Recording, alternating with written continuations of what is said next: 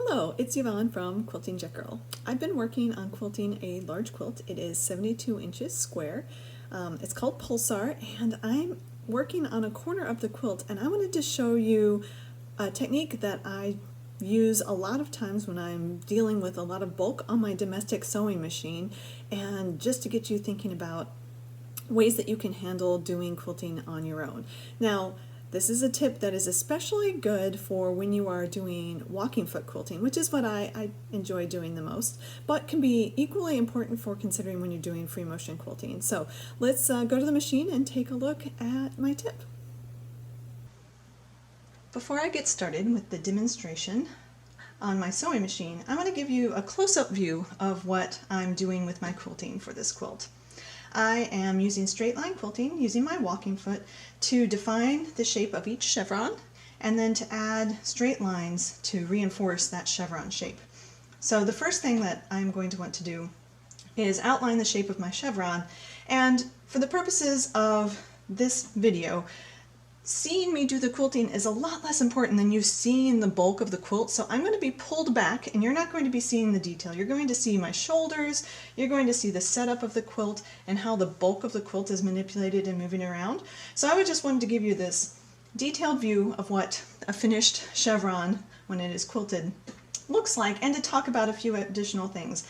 Every time I get to a point where I need to do a pivot as I'm moving around the chevron, one of the most important things is to make sure that my needle is down so that as I'm pivoting, nothing is moving and I don't change my position with my needle. So if your sewing machine does not have a needle up, needle down button, using the wheel on the side of your machine to be able to position your needle so that it is down and stable when you're at any of these corners when you're wanting to do a pivot is really important.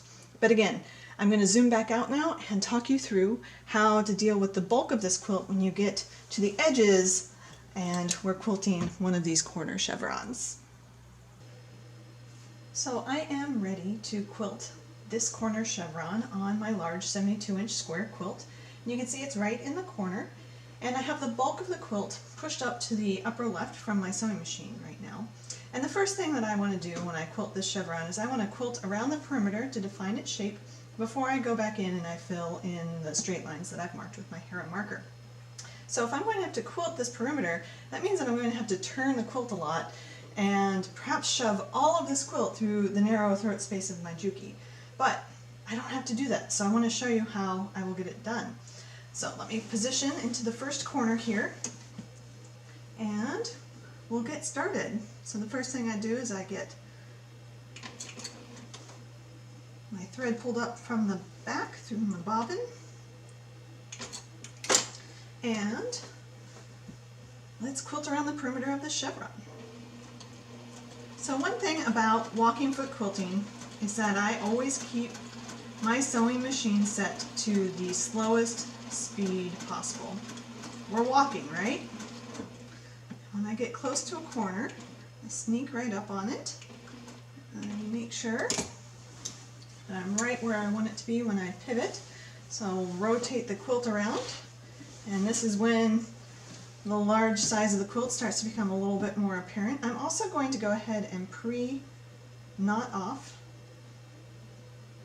my starting thread. At this point I would also typically bury it because I'm real particular like that, but for this demonstration we'll just leave the starting thread there. And we'll move on to the second side of the chevron.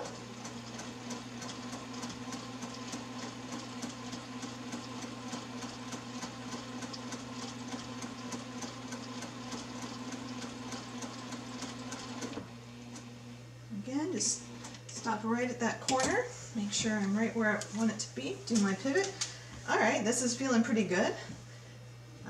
Turning it back around this way, not as much bulk, and working on the third side.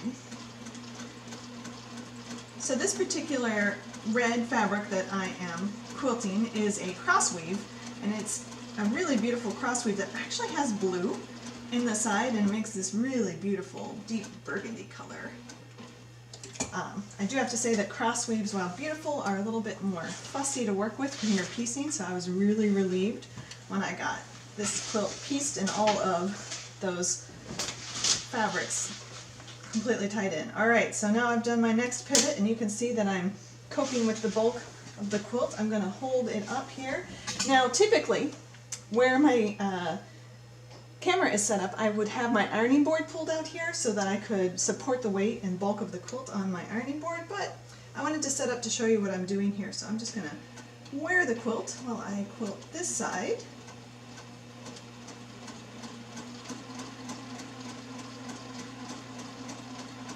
And the goal with walking foot quilting for me is to not push the quilt along, but to just be the guide. So I'm not trying to use all my shoulder muscles and push things around. Alright, so here's where we got a little bit more bulk coming into the throat of the machine.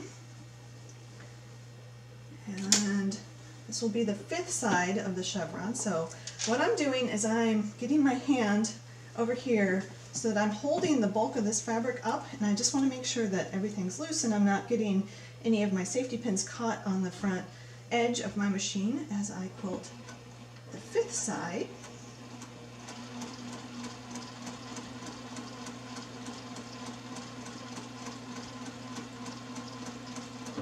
So now I can feel that it's getting a little tighter in this throat space, so I'm just going to redo my hold so I crumple that up just a little bit more, smush it together so that it doesn't get caught on anything. Sneak right up to that corner. Now here's the point that I wanted to make with this video. At this point I could lift up my walking foot and I could shove this whole quilt through this throat space. That doesn't make a lot of sense. Instead, if I rotate it back all the way around the other way, I don't have to pass much bulk through the throat of the machine, and I don't have to scrunch up that big portion of the quilt.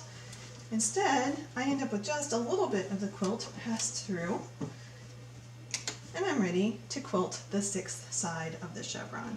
So just like that, thinking about which direction that I'm passing the quilt and where I need to go, I can reduce a lot of wear and tear on the quilt and myself by just thinking about which way I'm going to pivot and move the quilt.